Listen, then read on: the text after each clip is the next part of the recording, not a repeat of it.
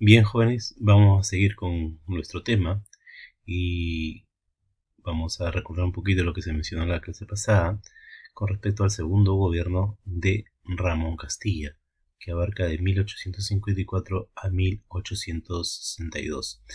En esta parte ya le va a entregar en consignación a peruanos, eh, dicho sea de paso, la consignación del guano, ¿no? Es decir, para que puedan comercializar el producto tan ansiado, ¿no? Para otros países, que es el guano de las islas de Chincha. Eh, ¿Y qué es lo que pasa acá? Profe, pero ¿cómo que? Pero anteriormente y incluso en el examen nos dijo que los consignatarios o los peruanos o los criollos peruanos no tenían dinero para poder realizar este tipo de negocio.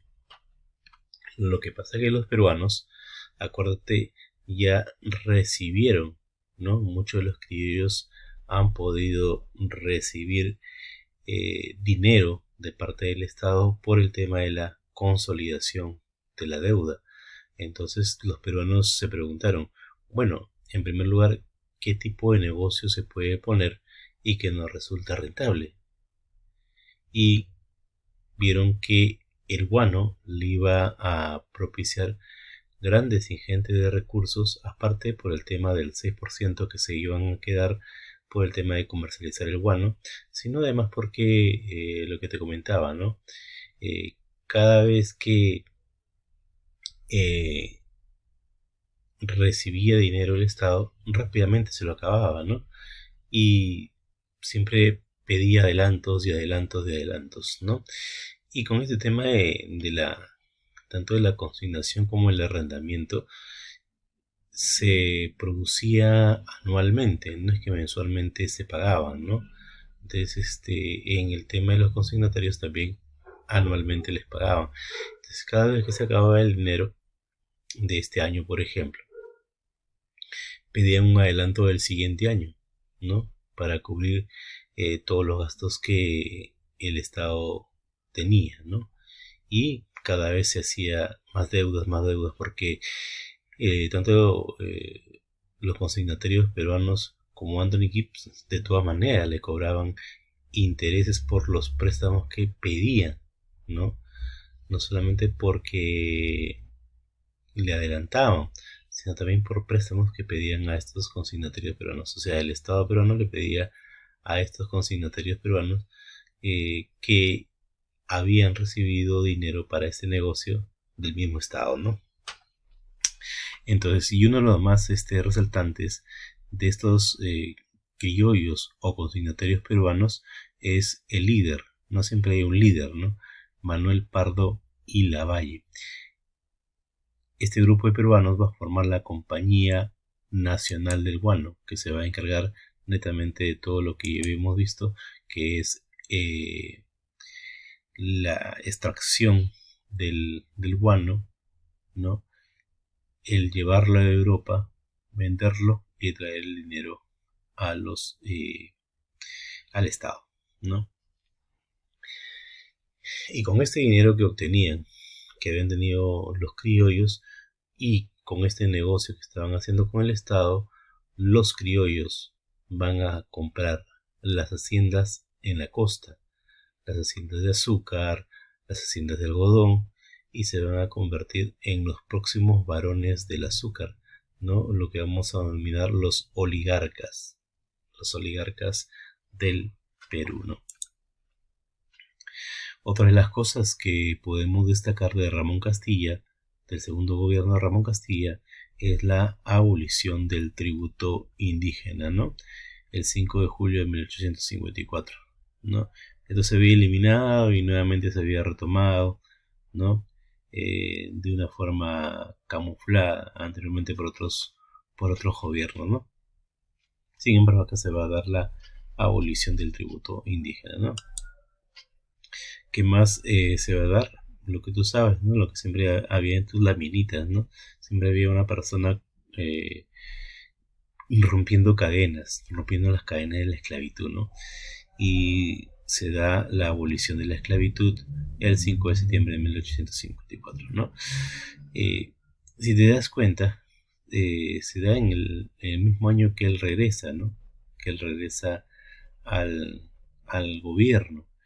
Y se dice pues que fueron medidas muy populistas, ¿no? Para que el pueblo nuevamente esté con Ramón Castilla, ¿no? Hay que verlo de ese lado, de ese sentido. Otra de las cosas también que realizó el primer mapa de la República, ¿no? Antes no teníamos mapa con la delimitación y la forma de nuestro territorio, ¿no? Y es acá donde por primera vez se va a crear un mapa, ¿no? Un verdadero mapa. Y lo encargó a Mariano Paz Soldán. También va a promulgar una constitución, la de 1856, pero en ese mismo periodo de gobierno que tiene él, la va a reemplazar por la constitución de 1860, ¿no? Esta constitución va a tener vigencia, ¿no? 60 años, ya 60 años de vigencia que va a tener esta constitución. Bien, continuando, vamos a ver ahora el gobierno de Miguel San Román. Ya, el gobierno de Miguel San Román, que va desde 1862 a 1863. Es decir, en realidad desde el 24 de octubre de 1862 al 4 de abril de 1863. Profe, ¿por qué? Porque fallece, ya fallece y va a asumir su segundo vicepresidente, ya Pedro Díez Canseco, hasta desde abril que fallece hasta agosto de 1863. Profe, su segundo vicepresidente. ¿Y qué pasó con el primer vicepresidente? Bueno, el primer vicepresidente, que es Juan Antonio de Pezet, se encontraba en este caso de viaje en Europa, y cuando regresa va a asumir el gobierno, ¿no? Va a hacer el gobierno de 1863 a 1865. Eso es lo que va a abarcar el tema de este periodo. ¿Y qué va a ser característico en esta etapa? Va a ser característico lo siguiente: la guerra con España. La guerra con España, ¿no? Ahora que los consignatarios peruanos, ¿no? Ahora que los consignatarios peruanos tienen el guano, un país va a querer quitarle esa riqueza. Profe, ¿por qué los españoles vienen a hacer la guerra al Perú? Si hace tiempo España ya fuimos colonia, ¿no? Ya fuimos colonia de España. Y no sé si tú te acuerdas cuando se independizó el Perú, ¿te acuerdas o no? ¿Cuándo se independizó el Perú? A ver, pongan sus mensajitos. ¿Cuándo se independizó el Perú? A ver.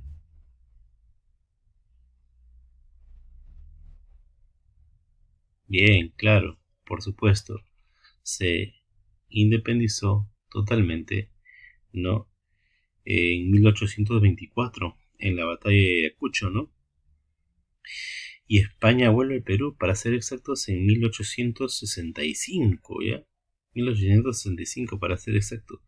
Después de 40 años, España vuelve al Perú, otra vez a querer colonizarlos, ¿no? Y mira, España no solo vino por el Perú, ¿ya? España vino en realidad por cuatro países, ¿ya? España vino por Ecuador, Perú, Bolivia y Chile, ¿ya? Mira, por toda esta franja, ¿no? Por toda esta franja es que vino España, ¿ya? Por Ecuador, Perú, Bolivia y Chile, ¿ya? Así que tenlo bien presente, ¿no? De repente en cualquier momento te puedo preguntar eso. Ahora, ¿por qué España quería esos 4 países? Ah, ya. Entonces no solamente era por la excusa del tema del guano, ¿no? ¿Qué quiere España en realidad? Fácil, mira. Tienes que acordarte del contexto mundial, ¿no? ¿Qué pasaba en el mundo? Y que lo que hemos preguntado, que lo que pasaba en el mundo en esta época de prosperidad falaz, ¿no? Los países industriales son imperialistas. Los países industriales tienen colonias, ¿sí o no? Y eso quiere decir que los países como por ejemplo Francia, Inglaterra, Alemania, tienen colonias. Y es de ahí donde sacan la materia prima para sus industrias. Y la pregunta es, ¿cuál es el país? ¿Cuál es el país europeo que no tiene colonias? ¿No? Y ya tú lo sabes, ¿no? ¿Qué país no tenía ninguna colonia? Que ya la habían perdido en la independencia, ¿no? España, ¿sí o no? Hace más de 40 años ya España había perdido, ¿no? Sus virreinatos, ¿no? No tenía colonias. Por lo tanto, por lo tanto, eh, mientras Francia, Inglaterra tienen colonias, tienen un gran desarrollo industrial y España no lo tiene. Por esa razón, ¿no? Por esa razón es que viene a tratar de recuperar sus colonias, ¿no? Para impulsar su industria, ¿ya? Entonces, busca colonias para su desarrollo industrial, ¿no? No viene por el guano solamente, sino en realidad, pues, si nos ponemos a pensar, si viniera realmente por el guano, hasta por último España lo hubiera comprado, ¿sí o no? Si no viene a colonizar países. Y ese era realmente su objetivo, ¿no? Impulsar sus industrias. Entonces, profe, ¿cómo hicieron estos españoles para que vinieran al Perú, ¿no? Y armaran una guerra al Perú? A estos 4 países todavía, ¿no? A Ecuador, Perú, Bolivia y Chile, ¿no? Fíjate, así nomás no se puede venir, ¿no es cierto? España así nomás no puede venir a hacer la guerra, porque en Sudamérica y América había países que se van a oponer. Cada vez que los europeos querían venir a América, hay países que se van a oponer. Y ya sabes que el Perú, ¿no es cierto?, se ponía a la vanguardia, ¿no?, de proteger todos los países de Latinoamérica, ¿no? Sin embargo, había un país que le decía, ¿no? No, no, no, ya no vengan, ¿no? Europeos, ya no vengan, ¿no? Ya no vengan europeos, ¿no? Ya no vengan, ¿no? Ese país era Norteamérica, ¿sí o no? Le decía a los europeos, ya no vengan porque eh, América para los americanos, ¿no? La famosa doctrina Monroe, ¿no? Y que en realidad te había dicho pues, que es un tema eh, entre comillas, ¿no? Porque si dice América para los americanos le está diciendo netamente pues, oye, europeos, ya no vengan porque esta es mi futura, mis futuros países con los quienes voy a poder comercializar, a quienes yo le voy a poder entregar mis materias, ¿no? O mis productos, ¿no? Entonces, eso es lo que, entre comillas, se maneja, ¿no? Eh, y eso es lo que se da, ¿no? Entonces los españoles dicen, pues, si no podemos ir directamente a atacar, vamos disfrazados, ¿no? Vamos camuflados. ¿Y cómo se disfrazó España? Fácil. En esta época, ¿no es cierto? En esta época, donde Inglaterra, Francia, Alemania buscan materias primas, eh, van a usar algo, ¿no? ¿Y cómo van a hacer esto? Para buscar estas materias primas, los europeos buscan en el mundo, pero no mandan en realidad a cualquier explorador, sino envían a sus científicos, ¿no? Y esto, por ejemplo, se da en Gran Bretaña, Inglaterra, ¿no? ¿A quién envió a estudiar el mundo, la naturaleza? A Darwin, ¿no? Comenzó a explorar el mundo, ¿no? Charles Darwin. Y en Alemania, profesor, bueno, en Alemania tenemos a Alexander von Humboldt, ¿no? Estudió el Perú y es el que va a descubrir el gran valor del guano, ¿ya? Y Italia también tenemos, ¿no? Envió, por ejemplo, a Antonio Raimondi, ¿no? Y así los países europeos mandaban expediciones. Ya, entonces, en esta época, España también usó este camuflaje, ¿no? Entonces también va a enviar a sus científicos. Y por eso que España va a lanzar una, entre comillas, expedición científica, ¿no? En 11 barcos, ¿ya? Cargaron botánicos, zoólogos, físicos, químicos, matemáticos, historiadores, que se trasladaran y que se trasladarían a América con la supuesta intención de estudiar a este continente, ¿no? Y aparte enseñar su cultura y a la vez buscar materias primas. Y vinieron como la expedición científica española, ¿no? Mira, esta expedición científica española primero llega a Argentina, ¿ya? Primero llega a Argentina, llega a Argentina, luego posteriormente se va a dar la vuelta, acá en el mapita no se puede ver, pero se va a dar la vuelta a lo que es hacia Chile, en el puerto de Valparaíso, y luego llega al Callao, para posteriormente pues trasladarse hasta Panamá, ¿no? Llega hasta Panamá, nuevamente regresa al Perú, ¿no? Y todo ese recorrido demora 2 años, chicos. Ya estaban estudiando el continente. Y justo cuando regresan a Callao y ya se van a despedirse para irse, y estando en el Callao, justo en ese momento, encuentran el pretexto para quedarse. ¿Y cuál fue ese pretexto?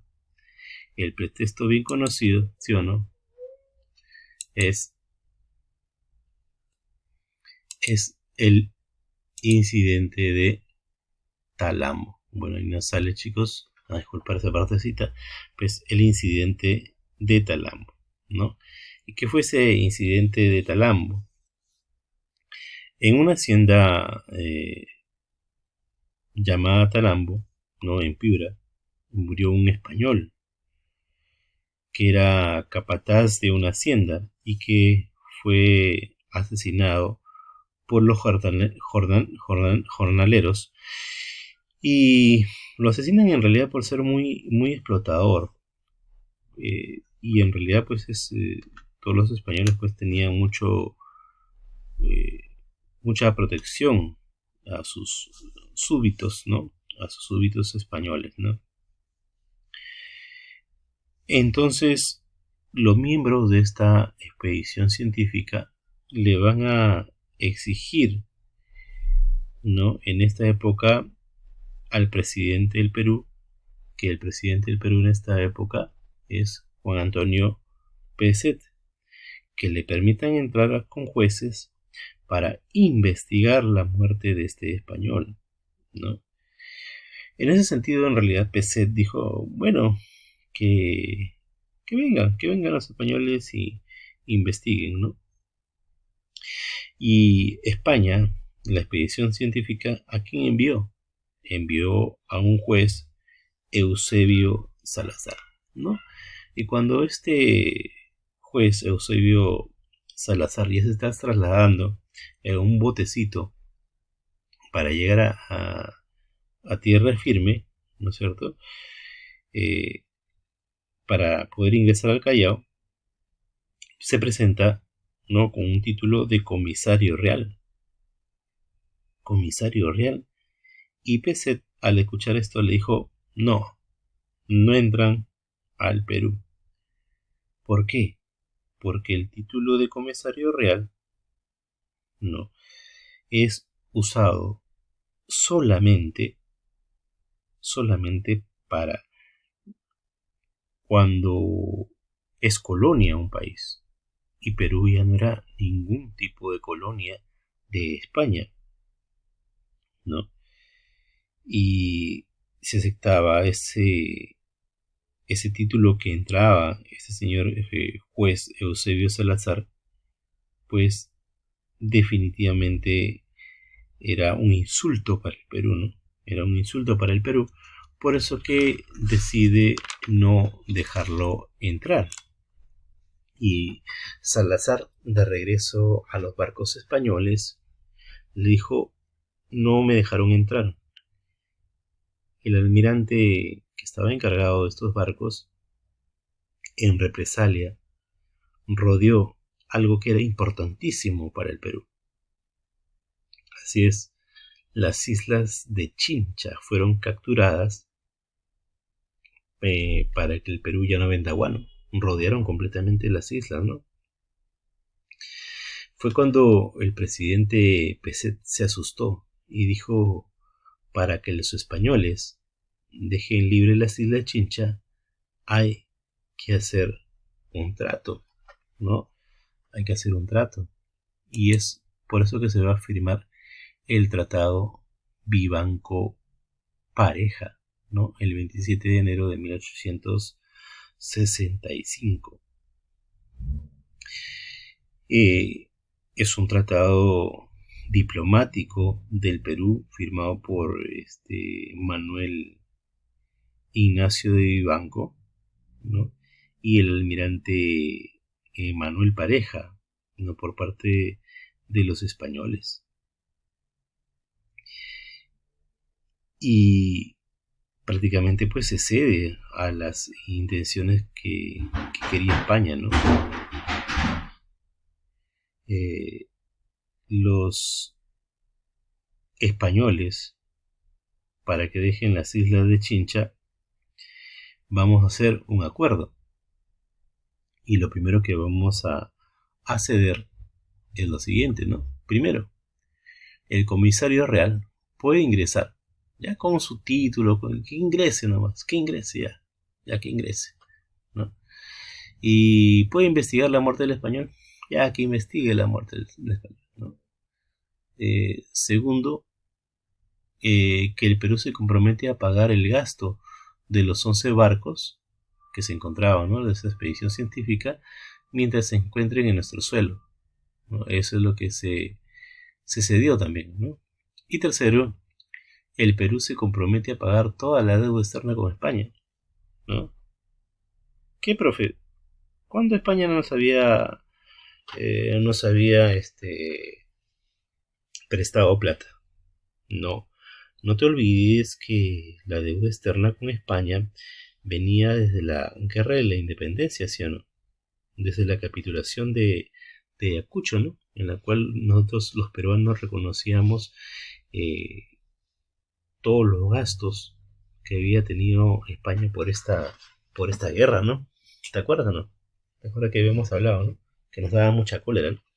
Eso fue, pues, acá nos estaban cobrando eso, ¿no? Y este tratado, ¿no?, con este tratado, el presidente Peset baja la cabeza ante España, ¿no?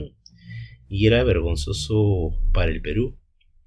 Por esta razón es que muchos de los peruanos no estuvieron de acuerdo, ¿no? Que los españoles ya estuvieran entrando al Perú. En realidad un pasito, ¿no? Un pasito a colonizarlo. Es por esa razón que un militar peruano le da un golpe de estado, ¿no? Le da un golpe de estado a Peset.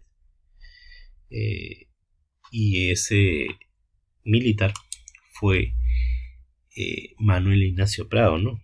Con esto, que en realidad este golpe de estado se da desde de Arequipa, y en esta parte va a comenzar la famosa dictadura de Prado, ¿no? ¿Y Prado qué hace? Le va a declarar la guerra a España. Y tú te preguntarás, pucha, profe, qué valiente este presidente, ¿no? De frente le declara la guerra a España, ¿no? Pucha, que presidentes así vale la pena tener, si uno, profe, que es de una vez de frente. Ya, no, no es que sea valiente. Si nos damos cuenta, como cualquier presidente, tiene sus ministros, ¿no? Todos los presidentes tienen sus ministros, ¿no? ¿Y quiénes eran sus ministros de Prado? Uno de sus ministros de Prado, ¿no? Y es más, su primer ministro, ¿ya? Su primer ministro era Manuel Pardo y Lavalle, su primer ministro, ¿ah? Su primer ministro. ¿Y quién era Manuel Pardo y Lavalle? Acá está, mira. El líder de los consignatarios peruanos, ¿ya?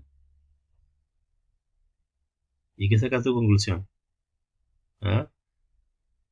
¿Qué saca tu conclusión?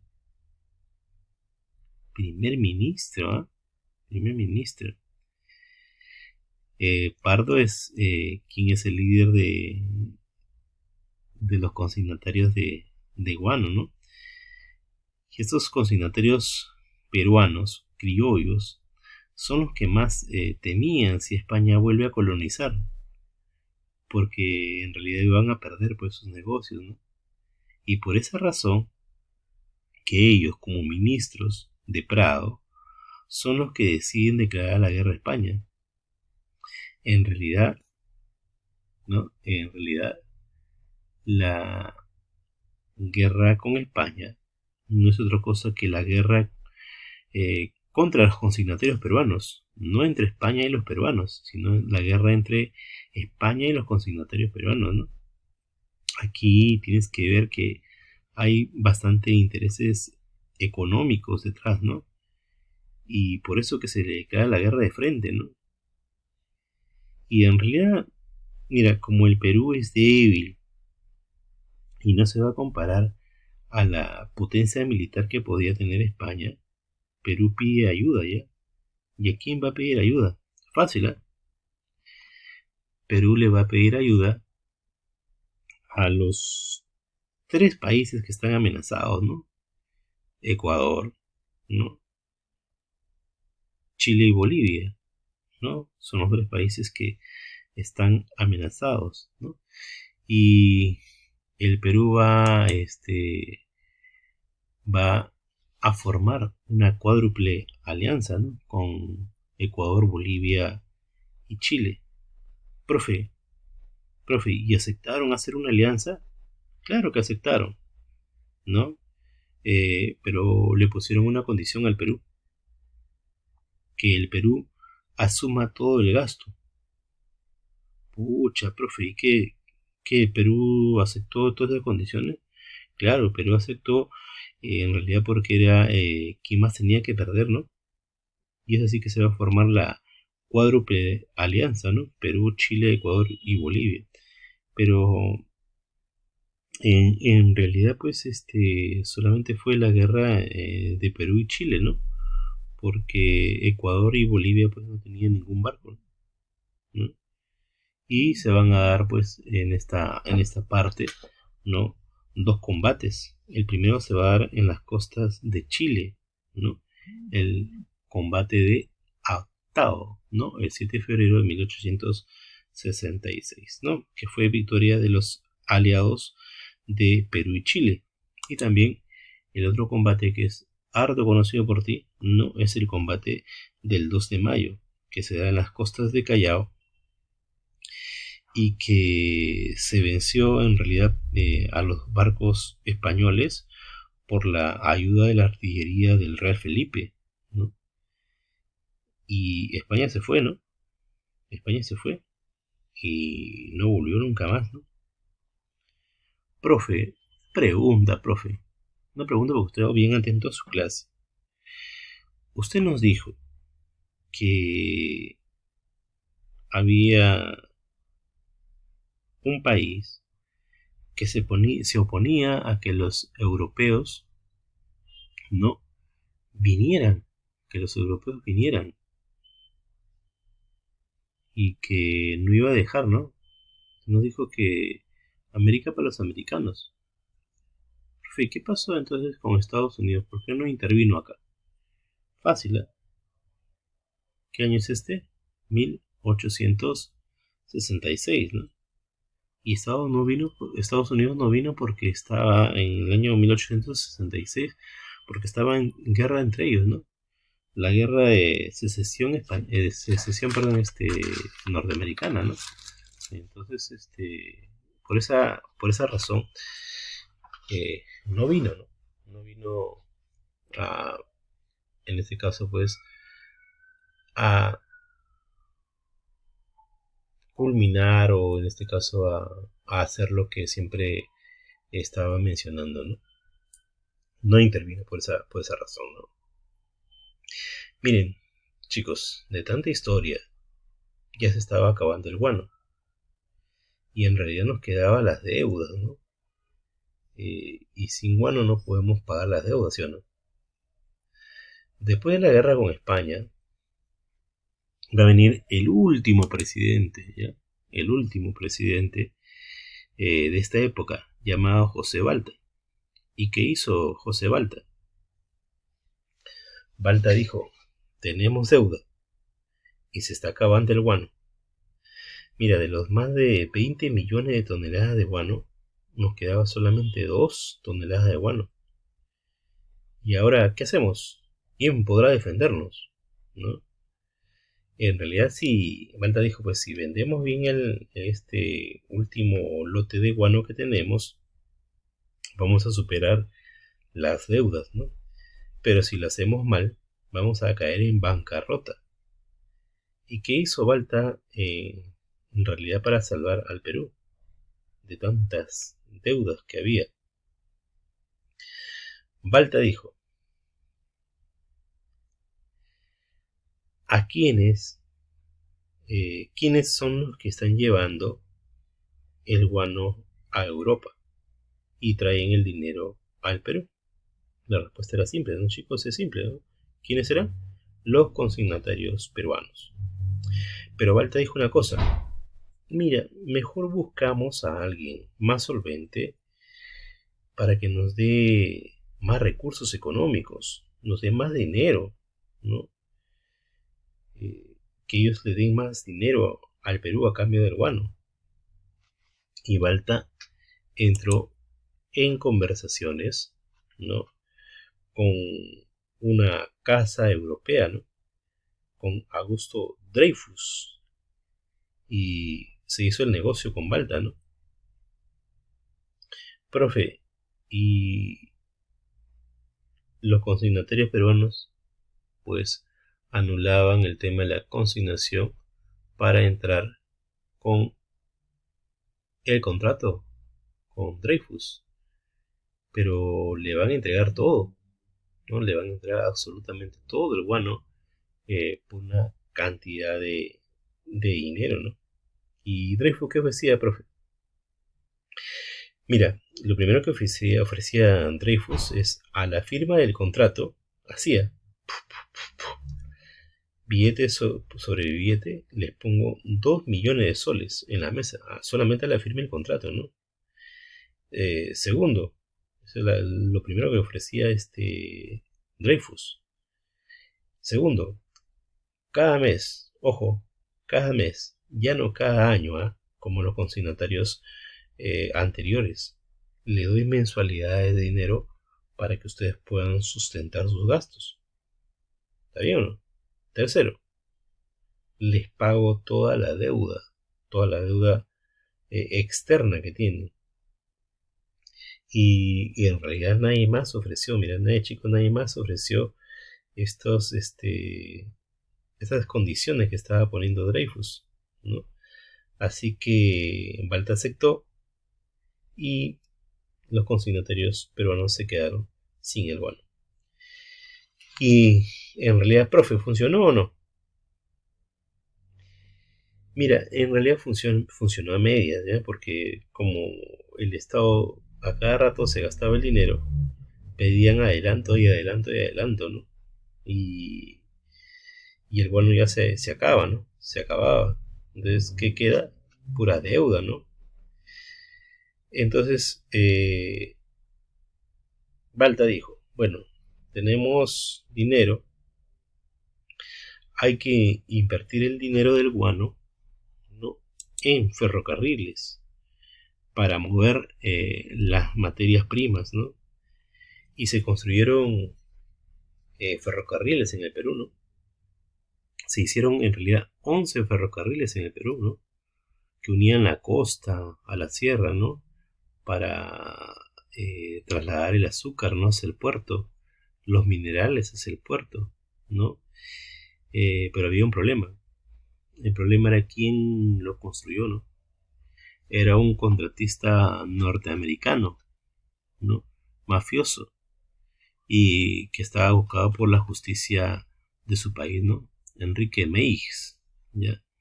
Vino al Perú en realidad a hacer ferrocarriles y fungía de ser un gran empresario ferrocarrilero, ¿no?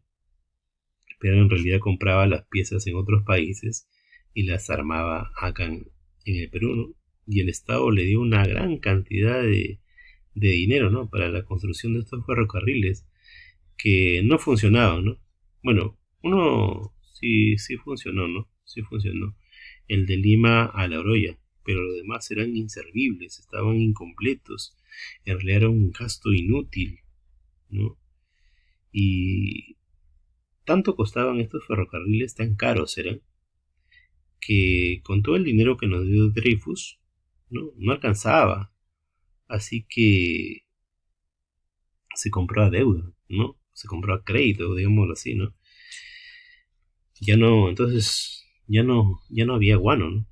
En esa época ya no había guano en las islas de Chincha. Pero pasa algo, ¿no? Pasa algo en el sur del Perú, ¿no? En esa época, en el sur del Perú. En Tarapacá, en una zona que ya no tenemos, ¿no? Que es el salitre. ¿Y qué es el salitre, profe? Bien, el salitre son como rocas, ¿no? Como rocas de barro, que en realidad que se meten en un pozo de agua y queda como arena, ¿no? ¿Y para qué sirve, profe, el salitre? Bueno, el salitre, a tanto como el guano, es un fertilizante, pero hay un valor agregado más, que el salitre también sirve para hacer pólvora, ¿no? Y si sirve para hacer pólvora, será bien requerido, ¿no? Claro, por lo tanto costaba más. Y en realidad, se podía hacer más dinero o podía haber más ingresos para el Perú y si realmente se comercializaba bien. Entonces, Balta dijo, ¿no? Balta dijo lo siguiente, hay que vender salitre, ¿no? Y Balta hace la siguiente consulta, ¿no? Si ya le estamos entregando, ¿no? El guano a empresas extranjeras, ¿por qué no le entregamos el guano también a empresas, el salitre a empresas extranjeras, ¿no? ¿Por qué no lo entregamos? Para que nos den más dinero, para que nos den más recursos, ¿no? Entonces, se los va a entregar a empresas inglesas y chilenas, ¿no? Inglesas y chilenas. Wow, profe. Y justamente se da que estas empresas inglesas y chilenas trabajaban juntas, ¿eh? Trabajaban juntas, ¿no? Profe, o sea que los chilenos estaban metidos en el negocio del salitre y los ingleses también. Ya voy cayendo porque se da posteriormente la guerra, profe. Ya estoy cayendo, ya la tengo clara, profe. Entonces, es por esta razón que los consignatarios peruanos, ¿no? Los consignatarios peruanos dicen, bueno, antes los militares nos daban los recursos a nosotros los peruanos para poder hacer negocio, pero ahora los militares, ¿no?, nos quitan esos recursos y se los dan a empresas extranjeras, ¿no? Entonces, ¿qué tenemos que hacer para recuperar esos recursos? Para poder seguir nosotros haciendo negocio, ¿no?